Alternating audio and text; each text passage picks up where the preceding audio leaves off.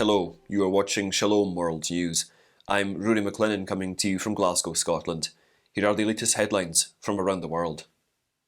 Archbishop Salvatore Cordileone of San Francisco has published a response to the document developed by US legislators as the bishops in the country voted to draft a document on the Eucharist. In their statement of principles, the 60 pro-choice legislators asked the bishops not to deny communion to Catholic politicians who support abortion.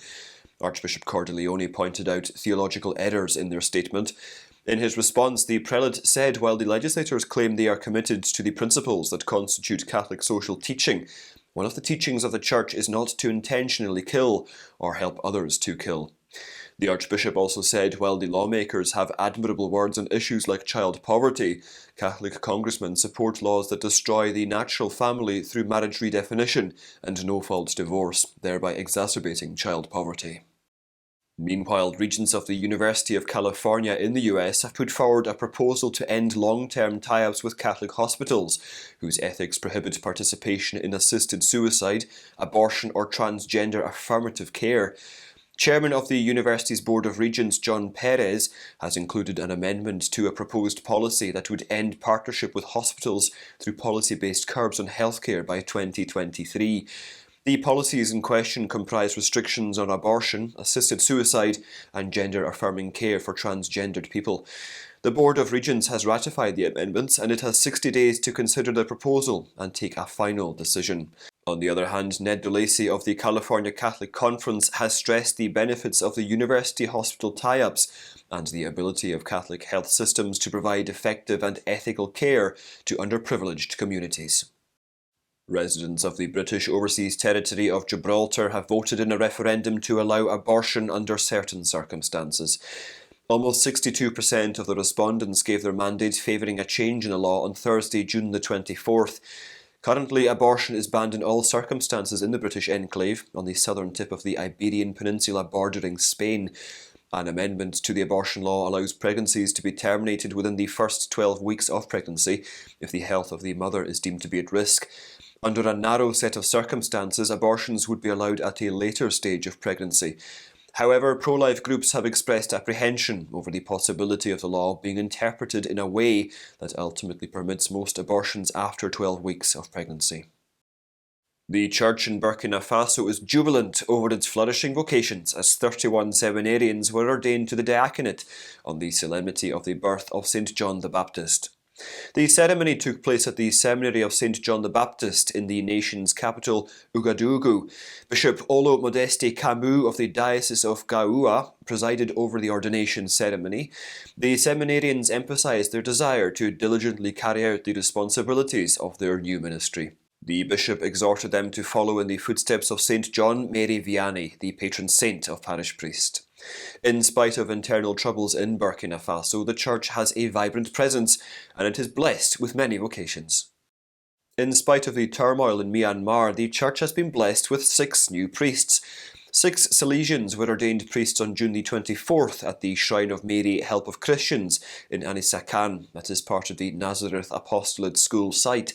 Archbishop of Mandalay Diocese Marco Tin Win presided over the ordination ceremony, which was concelebrated by Bishop of Lashio Diocese Lucas Dautse, SDB. The 6 religious come from various ethnic groups and will serve in 4 different dioceses. Archbishop Tin Win said the priests are men of God, adding that they are generally respected as they are close to the people and they give consolation and hope. Meanwhile, churches are being subjected to shell attacks and fighting between the government troops and militants in 2 states in the country.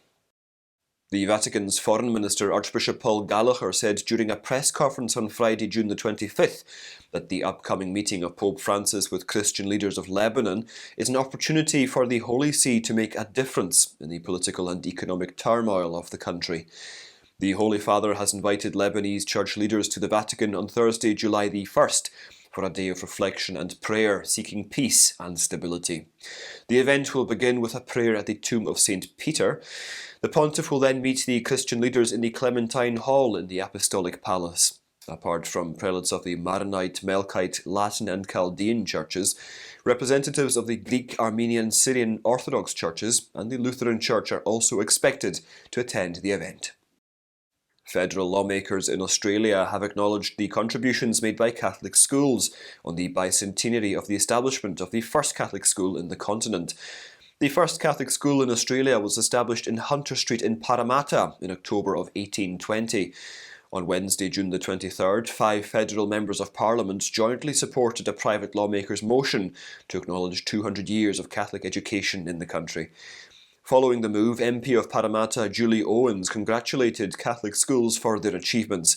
Julian Leeser MP said that decades before the establishment of public education in the country, church schools and charity schools had taught children from all walks of life.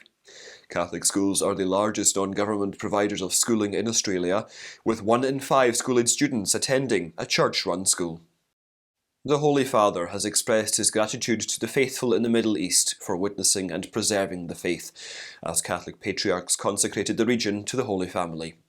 In his message to Catholic patriarchs on Sunday, June the 27th, Pope Francis thanked them for the consecration and prayer for peace in the region. The Catholic patriarchs consecrated the Middle East to the Holy Family at the Basilica of the Annunciation in Nazareth. Announced by Latin Patriarch Pier Battista Pizzaballa, the day also marked the first Peace Day for the East.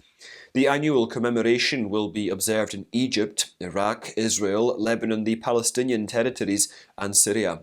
The pontiff also exhorted the faithful not to fall for violence, envy, division, and hatred. And those are your latest headlines. Do join us again tomorrow. In the meantime, you can visit swnews.org for more updates. Shalom.